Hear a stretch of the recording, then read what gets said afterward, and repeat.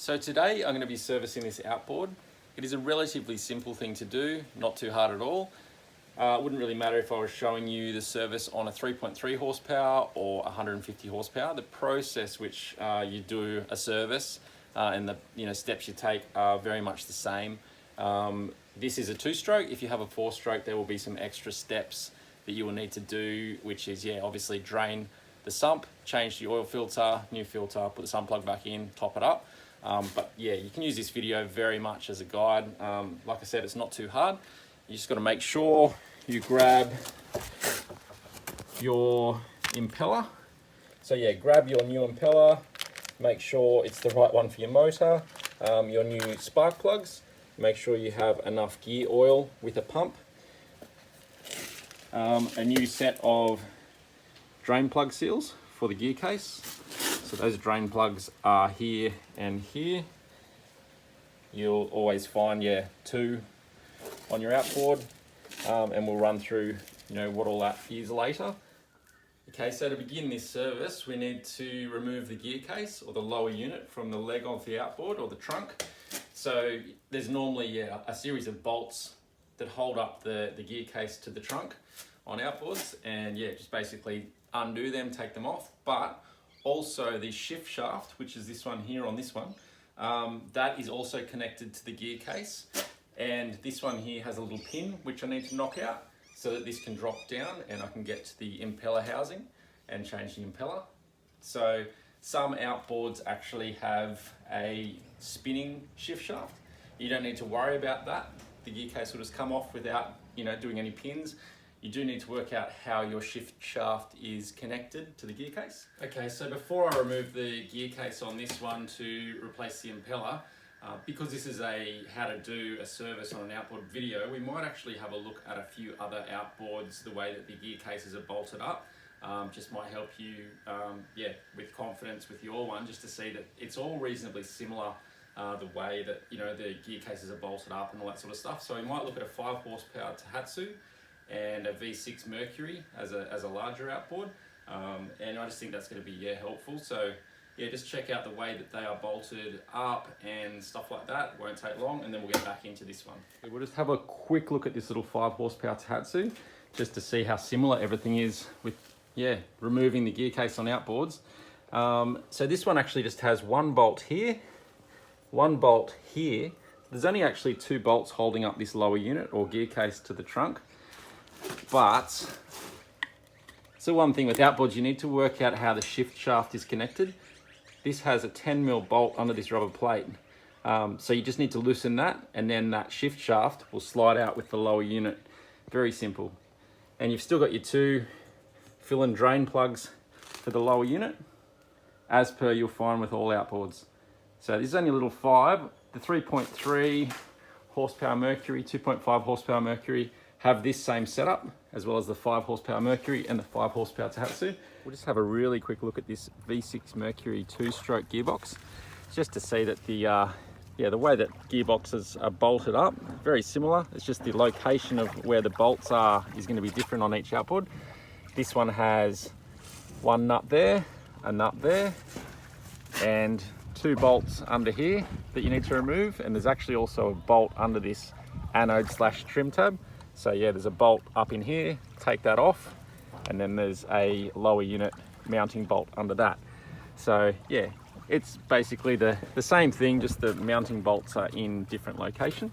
And this is one of those shift shafts that comes up, so the gear selector shaft that comes out of the gear case or the lower unit is a spinning one. So that actually runs up into a spline up in here. So you don't need to remove any pins or shift shaft retaining clips or anything like that. And again, you have your vent screw and your fill. So very much the same. All right, well, let's remove this gear case. Before you do anything, make sure you have a clean tub ready to put all your parts in, any nuts or bolts, in this case a pin. You just want to make sure you don't lose any parts, anything that comes off straight in the tub. So I'm going to remove this pin now. I'm just driving it out with a little punch about the same size. Make sure I don't lose it. So yeah, it's just a little retaining pin, and I'll start undoing these lower unit bolts.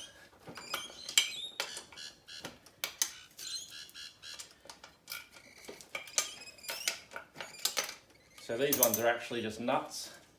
There's a nut and washer on each stud just holding this up. Very easy. So basically that's it.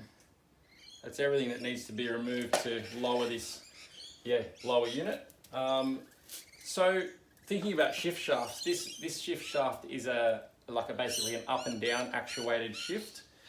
So if you have a motor like a Mercury 135 or 140 horsepower V6 2-stroke or something like that, for an example, they have a spinning shift shaft. So there's no pins or anything like that you need to remove. It's just a little shaft that goes up into a spline. Nothing much to worry about with that, but there you go.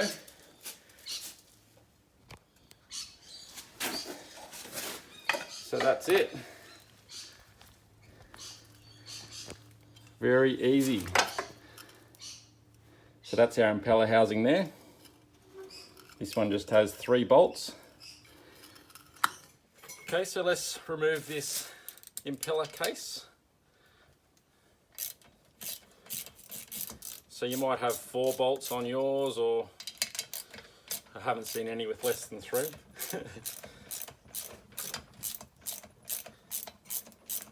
So that's that shift shaft there. Little pinhole there that connects up to the motor. Another good thing about servicing your motor annually is you're able to grease up these bolts so that they're less likely to get seized over time. I really like using the quarter drive as well. That's that size there. It's just feel like you're not going to break these little bolts. So I'm going to spin this clockwise and pull that up. All right, that can just come straight off the top.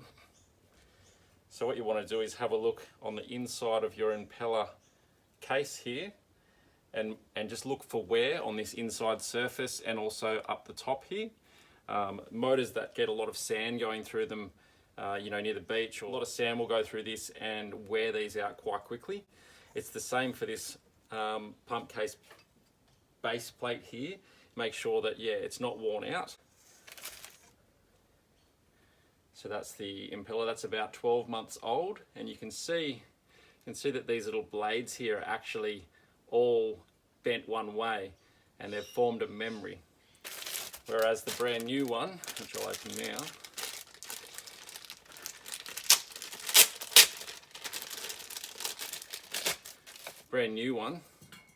very much straight fins. So it's important to change these. Even if you're not running your motor, these are all bent. So if you buy a new motor and let it sit for a year or 15 months, you still need to change this. It's still, all of these are still bent. It's not how much you use the motor that wear these out, it's just time, how long these little fins are bent. So as for this motor, this doesn't have any gaskets or anything on the pump case section here. A lot of motors will have gaskets in between the pump case and the stainless plate, and also under. The way this one's designed, it doesn't have anything. It's very, very simple. So I'll just drop that new impeller on. I don't know if you can see there, but it has an impeller key, a little pin. This one is like a little D pin. Often, they're all different, but they're always a little pin or key that holds the impeller from just spinning on this shaft. Make sure you don't lose that. So I'm just dropping the new impeller on now. I was happy with the inside of that pump case, all looked very nice. So I'm going to turn this clockwise, and I'm going to push the pump case back down over the new impeller. You can see that's got a key on it, not spinning. So I'm going to push this down, spinning clockwise so that the fins are all the right way. There we go. And I want to put extra grease on these guys before I reinstall them, which I'll grab now. All right, so they're all greased up, new grease. So how easy is that? Awesome, huh? So basically just tighten these guys back up. And a lot of pump cases, this part here, are actually made out of plastic, like this one. So you need to make sure that you don't over tighten all the bolts. So yeah, as you do them up, just do them up until they're just touching the pump case, for starters. That's 2. Yeah, and because I've got all of that extra grease on there, I know that next year, when I go to do this service, they're going to come off, which is a good feeling. All right, so all of those are just nipped down onto that pump case. So I'm not going to go crazy tight on these, because all it will do is crush this plastic. So they're all just sort of, it's pretty firm. Yeah, that's it. So I haven't, basically grabbed this with 2 hands and gone, oh. It's basically just one hand and they're pretty firm. Not loose, but pretty firm. Cool. There you go. Impeller done on this one. So we'll put this back on the motor and we'll do the gear case drain and top that up. Also another easy job. So just make sure that that spins nice and freely. You should be able to feel a bit of friction from that impeller, in the new impeller that you've installed. You can feel like kind of rubber. You can hear it too. Cool. So another thing that you want to grease up are any of the studs coming out. If you've got studs coming out your trunk there, make sure you grease up those, and also the spline on the top of your drive shaft here. You want to make sure to apply a liberal amount of grease on that so that once this slides up into the crank in the motor, it's nice and lubricated.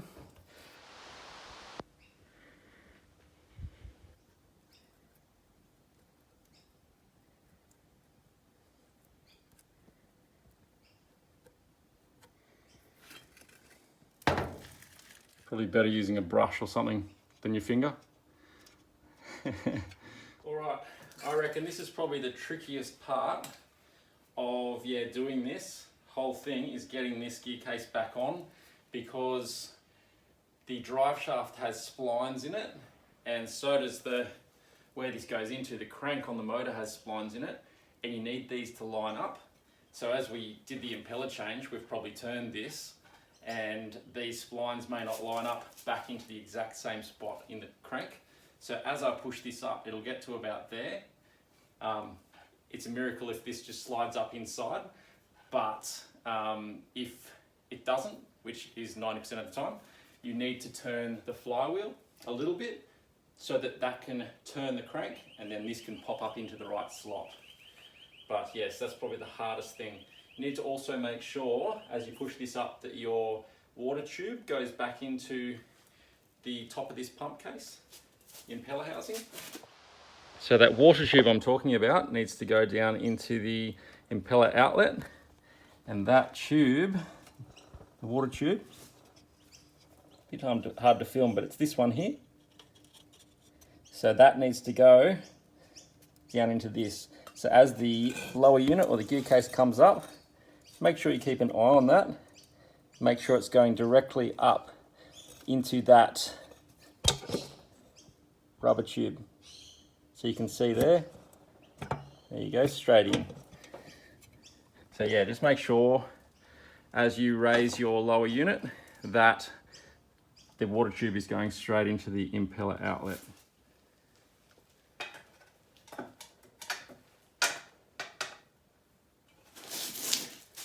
And also that your shift shaft connects to where it's supposed to go.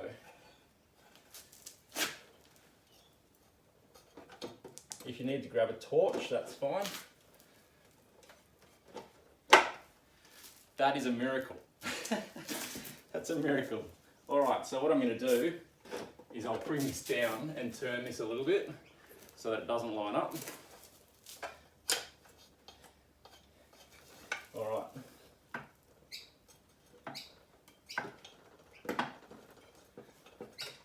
All right, that's the normal thing. It's not going up, so I'm going to reach up and grab the flywheel and turn it slightly until, there you go. So then that means that the splines are aligned and I can push it up. As it comes up, I'm aligning these shift shafts, and you can see now that's coming straight up onto the shift shaft. I'll whack one of the nuts on.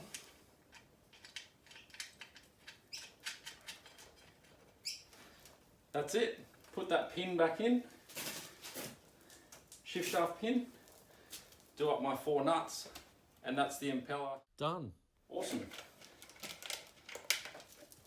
So again, with these lower unit bolts, the gear case bolts, you don't need to go so tight that you feel like you're going to snap the bolt.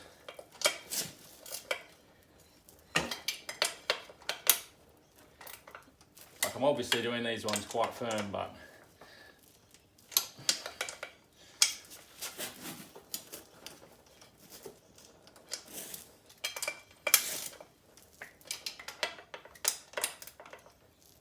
awesome.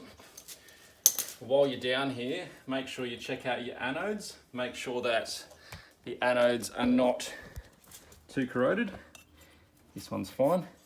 So these, yeah, just make sure you keep an eye on them, especially if your boat is moored. They are designed to, yeah, corrode instead of your outboard. So yeah, just keep an eye on them, make sure that they're still in good shape. Won't forget that pin.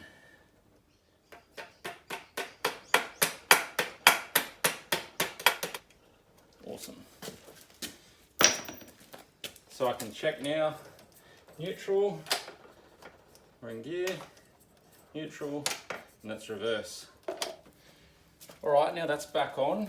Whilst the motor's trimmed up like this, I like to just loosen or at least crack the seal on these oil drain and fill plugs. Don't just use a little screwdriver, you will damage these slot heads on your drain and fill plugs. Grab the appropriate size, just grab as big a one as you can fit in there.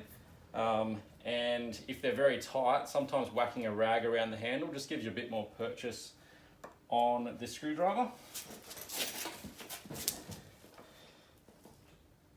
All right.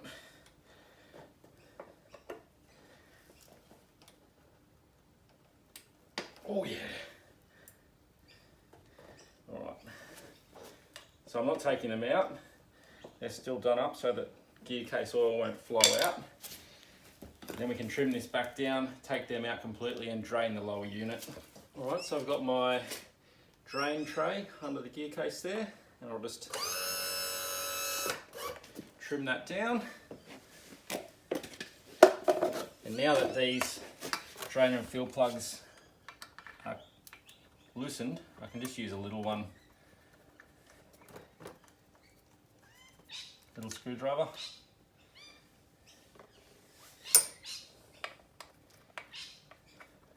So with the top in, it doesn't drain that easily.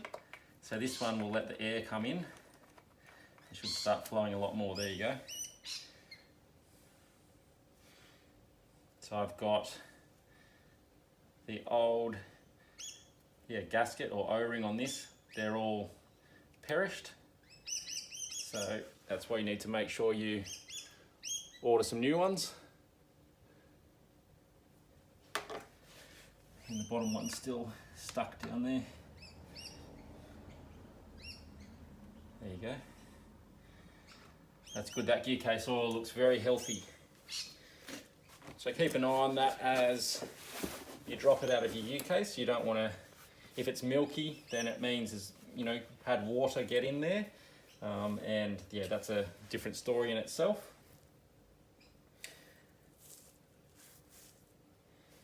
So a lot of people will just change the impeller and not do the gear case oil, even though the gear case oil is actually a way easier job.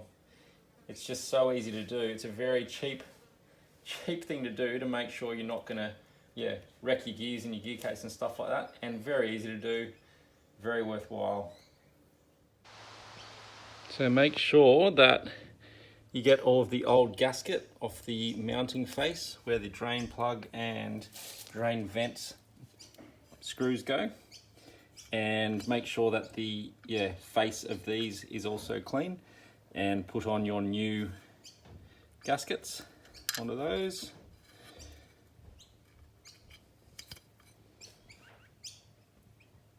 Beautiful. All right, so now let's fill up the gear case with new gear case lube. So the way you fill an outboard gear case or lower unit is from the bottom. You can see that everything's drained out of that now.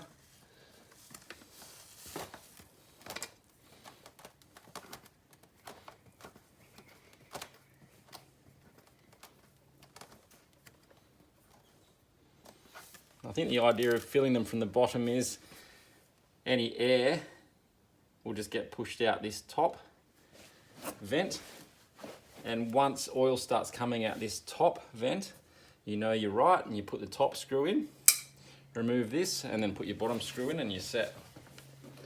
So let's start. And also these pumps, they're relatively cheap. They're only 15 bucks or something.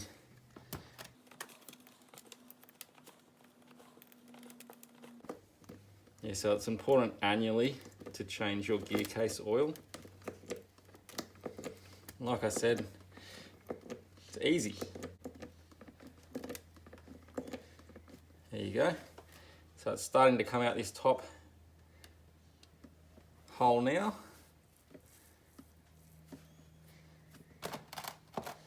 Which means we are full.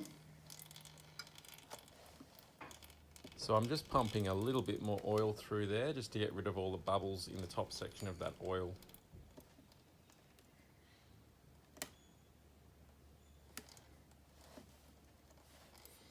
So we'll whack this top one in now.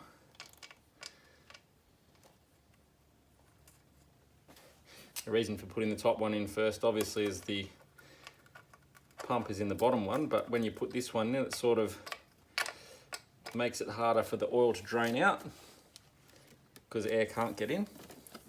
And then we'll unscrew this bottom one. You always lose a tiny bit as it comes out. And then we'll put the bottom screw in.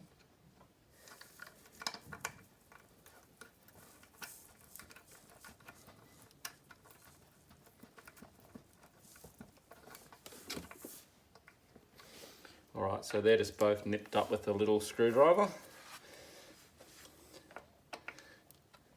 And I'll trim this up now and tighten them pretty firmly with the big screwdriver, and then, yeah, that's done. Gear case serviced.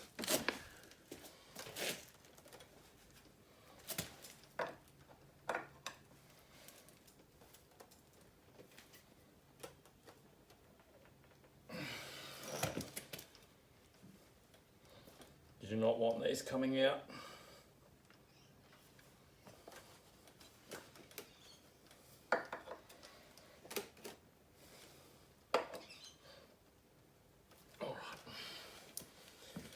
Very good. Another thing to keep your eye on too, as I'm emptying out this old gear case lube, I am just making sure there's no metal shavings or anything like that in the old oil. You can also, as it's coming out of the gear case, you can check that as well. But yeah, nice and clean, which is a good sign. So another thing you want to do is to remove the prop and re-grease the prop shaft. So I'm going to take the prop nut off here. They've normally got a little split pin in the end here. You just need to straighten out the split pin and remove that, and then undo your castle nut.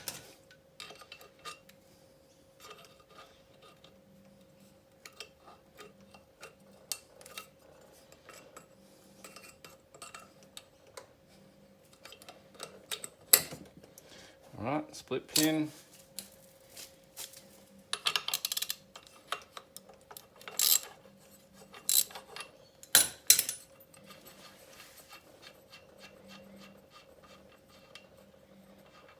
Right, that's the nut. We got the little washer.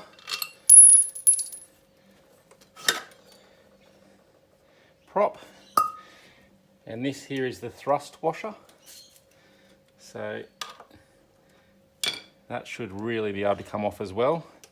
Sometimes these are quite seized onto the end of the prop shaft.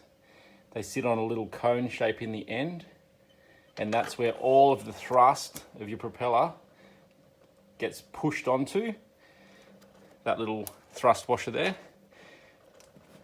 So what we'll do is we'll grease up this shaft.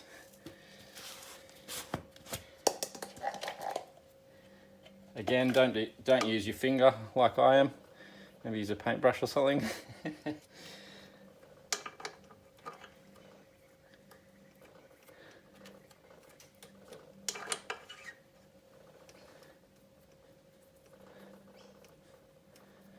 No.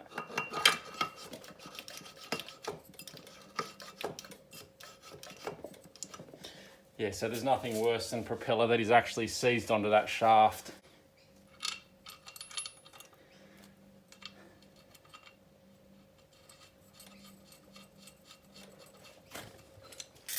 Get our castle nut on.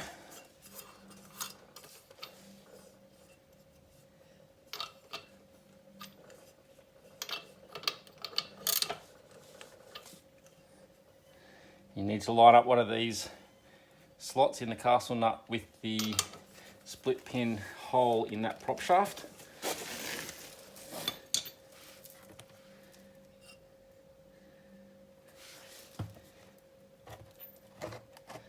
So that feels like I'm going to have to go too tight.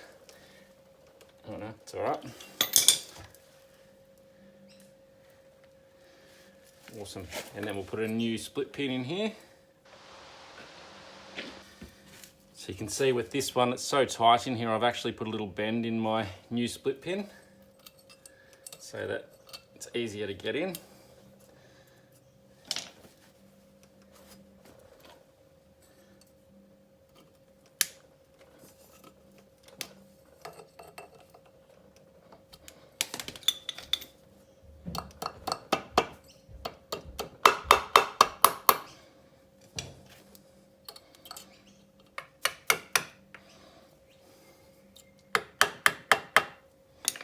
There we go, awesome. So with that nut, it doesn't have to be super tight. Just needs to be sort of nipped up and firm, and then, yeah, the slot to be lined up. All right, now that that lower unit is done, finished with the impeller and new gear oil, we will change the spark plugs and we'll have a little talk about the thermostat. Okay, so we'll remove these old plugs.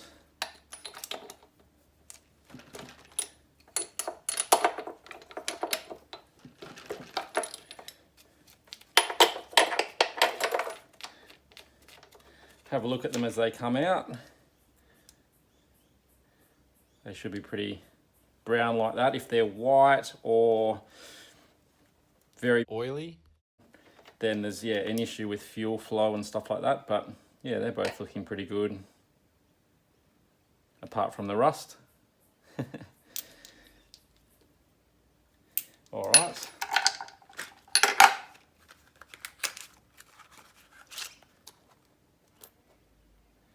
Just make sure as you put these in, they haven't been dropped, and that gap is not fully closed up.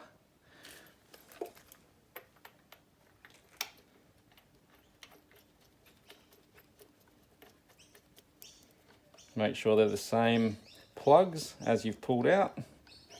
These are NGK BR7 HS-10s. Yeah, so make sure you get the same plugs as you're pulling out.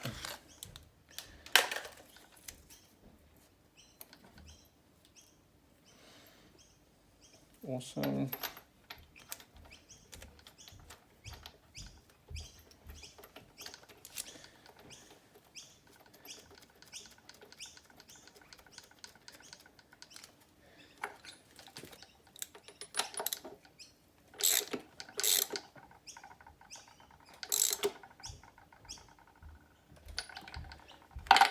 Before I screw that in too, you can see that the new spark plug has a squish band on it. The one that's been in is fully flat. So they're designed to seal very nicely on the head, the new ones.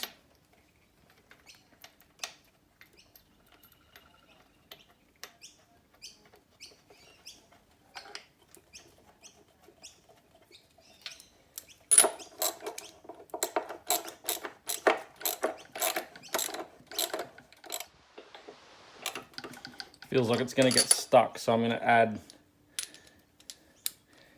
an extension onto that. That's better. So again, you don't have to go too tight with these. Nice and firm. Don't overdo it because the threads on these are steel and the head on outboards is aluminium. So it's, yeah, very easy to go too tight and actually damage the head. Yeah, you probably, those who've played with outboards probably have seen a few heads where people have over tightened them and actually stripped the threads out of the head itself. So yeah, just be careful with that. So under this cover here on this outboard is the thermostat. I'm not going to be changing that this year. I don't do them every year on my outboards. Yeah, if you rinse your motor out pretty well, normally they last, 2 or 3 years anyway. Far longer really, but yeah, so a thermostat like that is sitting under that cover. So yeah, if you do need to change it, basically undo, whatever thermostat cover you have, grab the gasket it needs, grab a thermostat, and yeah, install that. New gasket, put the cover back on, and you're set. So next, we just want to make sure that all the moving parts under the cover are lubed up. So on this one, we've got a cam here and a throttle roller, carburetor roller here. Actually looks a bit disgusting. So I'm actually going to wipe off the old grease a bit.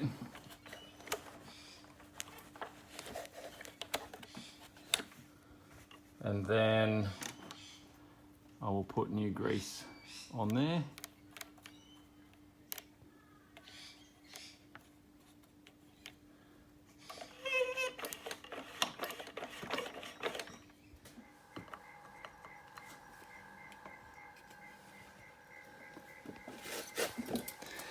There's one under here too.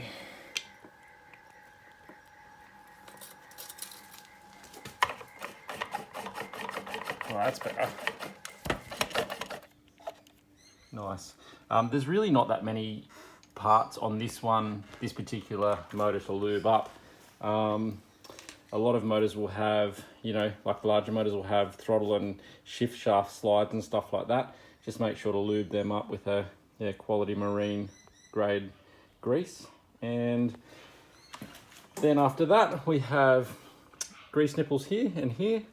A lot of motors will have, grease nipples on this tilt shaft or steering tube, and also on this pivot tube. So where the motor steers, basically, there's going to be a grease nipple here.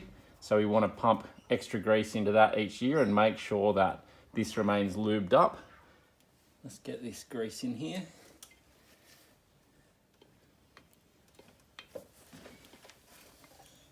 And what I want to see is I want to see it starting to pump out up the top and bottom,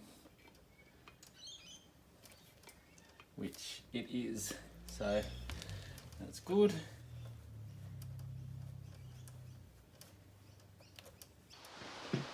We'll just get these last two.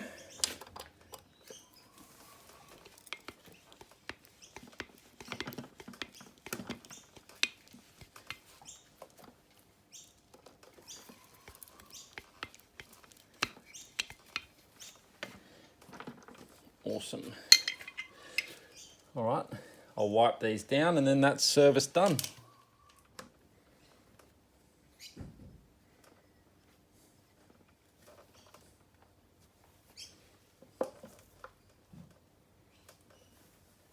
So have a look around your motor, whatever horsepower or model you might be doing. Make sure you have a good search for any other grease nipples. If there are any other, obviously top those up with grease as well. Yeah, so lastly, you obviously just want to run the motor and make sure everything is working as it should be.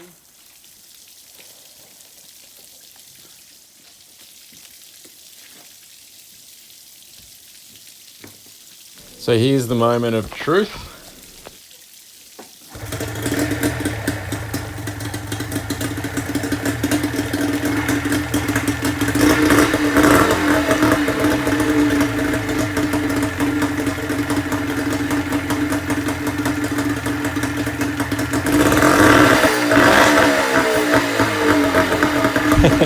Probably should have shut the garage earlier. I just filled the garage with 2-stroke fumes just then. Awesome.